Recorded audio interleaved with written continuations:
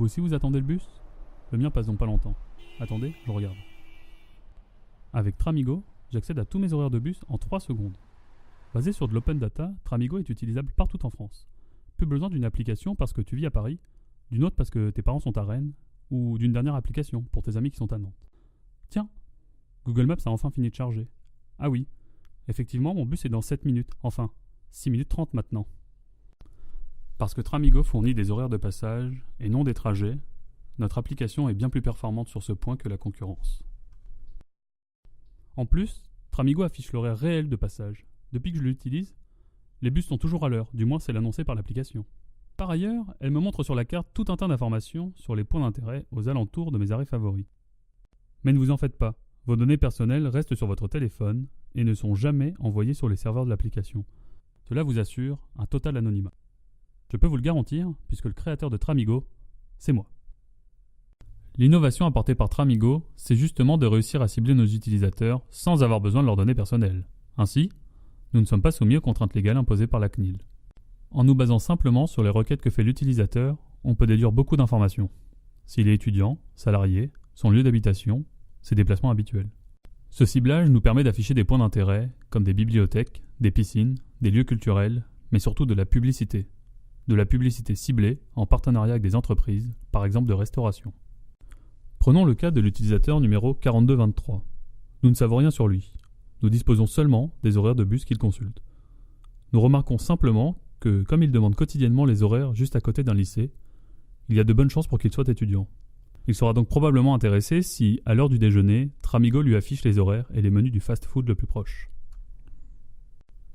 Mais avant de pouvoir cibler nos utilisateurs pour leur proposer de la publicité adaptée, il faut augmenter leur nombre. Pour cela, nous allons d'abord intégrer dans l'application Tramigo un maximum de villes. Certaines grandes villes, comme Paris, Lyon, Toulouse ou Nantes, utilisent déjà l'open data. Leurs horaires de transport en temps réel sont d'ores et déjà disponibles à tous. Cela représente au minimum 20 des plus grandes villes françaises que nous pourrons donc intégrer dès le lancement de l'application. Avec l'Île-de-France, on compte alors près de 28 millions d'habitants qui pourraient utiliser Tramigo. Durant notre étude de marché, nous avons réalisé une phase de test à Angers. Nous avons enregistré jusqu'à 15 000 utilisateurs quotidiens pour une population d'environ 400 000 habitants. On peut donc estimer le taux de pénétration de Tramigo à 5% en un an, dont 2/3 d'utilisateurs quotidiens. Cela représenterait donc 1 million d'utilisateurs potentiels un an après le lancement de l'application. Une chose est sûre, c'est qu'en 2022, grâce à la loi Aero, nous pourrons gérer toutes les villes de France puisqu'elles auront l'obligation de disposer d'open data pour les transports.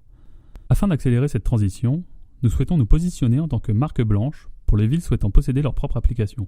Autrement dit, nous leur fournirons une application dérivée de Tramigo à leur échelle, publiant leur nom. Ce contrat impliquera une rémunération et l'ouverture de leurs données afin d'être intégrés dans Tramigo. L'avantage de ce positionnement en tant que marque blanche, c'est qu'il nous permet d'occuper le marché des applications d'horaires. Nos seuls concurrents sont ceux qui, comme nous, développent des applications de transport pour les villes. Ils leur proposent généralement des abonnements mensuels, souvent plus onéreux que notre offre à paiement unique. Google Maps et les autres applications qui indiquent des itinéraires, quant à elles, ne sont en réalité pas vraiment des concurrents pour Tramigo. En effet, ces applications fournissent un parcours à suivre pour arriver à destination. Nous, chez Tramigo, nous apportons plutôt les horaires de passage aux utilisateurs qui connaissent déjà leur trajet. Ils veulent simplement savoir s'ils doivent courir pour rattraper leur bus. Évidemment, cette différence se reflète aussi au niveau des technologies utilisées. Notre infrastructure informatique est bien plus légère. Vous voyez cette Raspberry Pi? Eh bien, cet ordinateur à 30 € supporte la charge de 300 000 personnes en simultané. Par ailleurs, comme on ne collecte aucune donnée personnelle, le profilage de nos utilisateurs est réalisé sur leur téléphone, ce qui économise beaucoup de calculs à nos serveurs. Un autre avantage vis-à-vis de la concurrence, c'est notre focalisation sur l'optimisation du nombre de requêtes émises. Grâce à leur centralisation sur nos serveurs, nous limitons ainsi la sollicitation des API, interfaces fournies par les organismes de transport. Cela permet de rester sous la limite mensuelle à partir de laquelle l'accès aux données devient payant. Nous évitons ainsi le syndrome CityMapper, qui entretenait de mauvaises relations avec la RATP et qui dépense aujourd'hui plusieurs dizaines de milliers d'euros tous les mois uniquement pour accéder à cette donnée. Nous pouvons ainsi diriger nos ressources sur l'acquisition de nouveaux utilisateurs qui sont le véritable moteur de notre modèle économique.